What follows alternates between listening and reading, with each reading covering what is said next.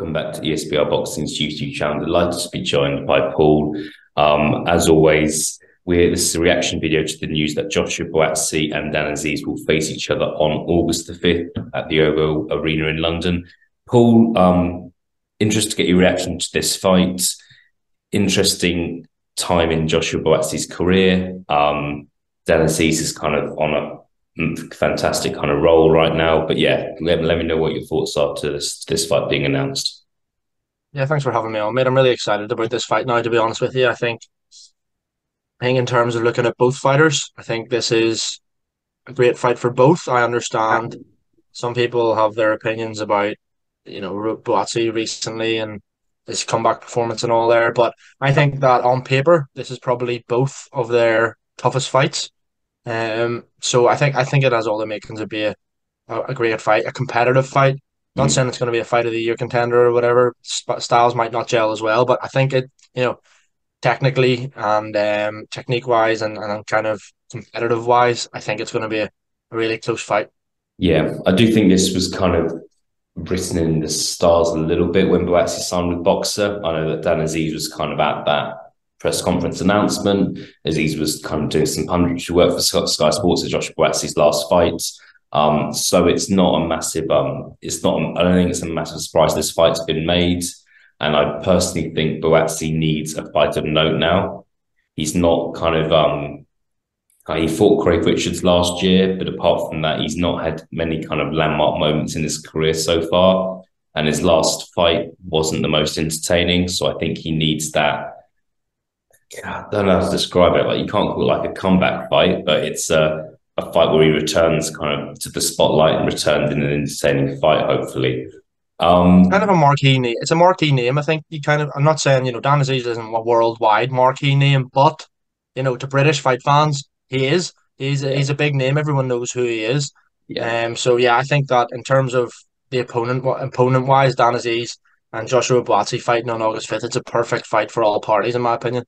Yeah, and also I think you can't look down and see he's currently Commonwealth, British, and European champion. It's not easy to kind of hold all those belts as well. I think we've seen Azeez kind of put in good performances against Jose Burton, Shakan Pitters, obviously a Rocky Fielding as well. So look, he's a good solid fighter. He's not really kind of come close to losing so far in his career, and it's an interesting test for Joshua Buatsi. What happens? What do you think happens to the winner here, Paul? I think obviously we know kind of the light heavyweight belts at the moment are fairly tied up. Looks like Bivol and Canelo are going to rematch. We know Viterbo is facing Callum Smith in August, which will be after a couple of weeks after this fight. Do you think the winner of this fight could possibly be in line to fight for a world title next, or do you think that's unlikely? Yeah, I think they definitely are, especially because given the fact that Buatsi's number one with the WBA, isn't he? And wasn't he offered when he was still with Matcham? Wasn't he offered the Bivol fight by Eddie Hearn and didn't take it? So he's clearly in a good position with the WBA. If Bivol Canelo happens again, expect the same result. So depending on when that is, that could be next. I think Bivol against Buatsi, because if he wins, we'll still have his good ranking with the WBA. Dan Azeez, if he wins, will probably take Buatsi's ranking. So I think for the winner, all roads lead to a world title shot. If not for the end of the year, definitely early in 2024. Yeah, I think you're right. I think if you look at like the rankings across all governing bodies, not just the WBA, both fighters are very well placed. So I think if the winner of this fight, it's hard to see them not fighting for a world title in their next fight, in my opinion. So there's a lot on the line here. You've got world title shot, all those belts that we mentioned, and both fighters are undefeated.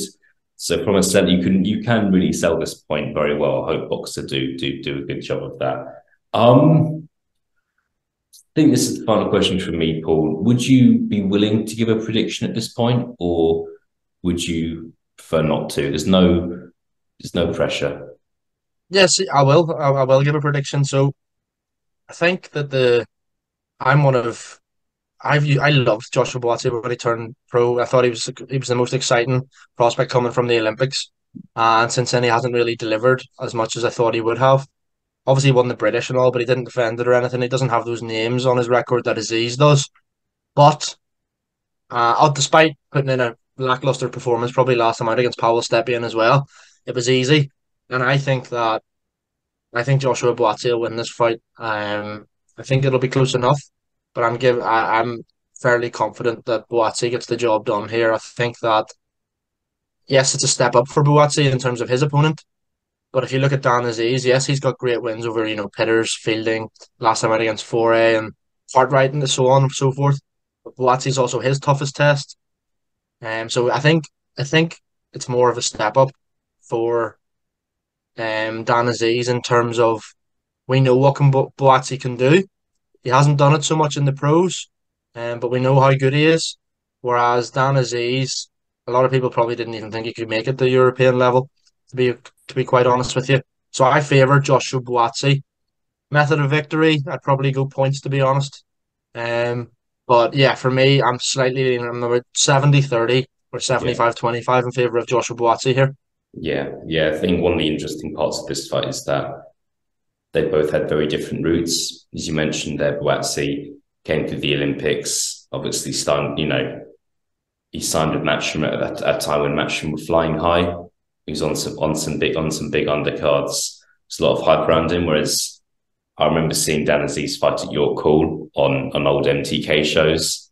I'm not saying those were kind of tiny shows in front of 100 people, but they weren't kind of massive shows. He's just gone level after level, and he's now in a fantastic position. I actually think I'm going to go with Dan Azeez for this fight. I think form is important, and I'm not sure where Buatsi's at in his career now, or if he's.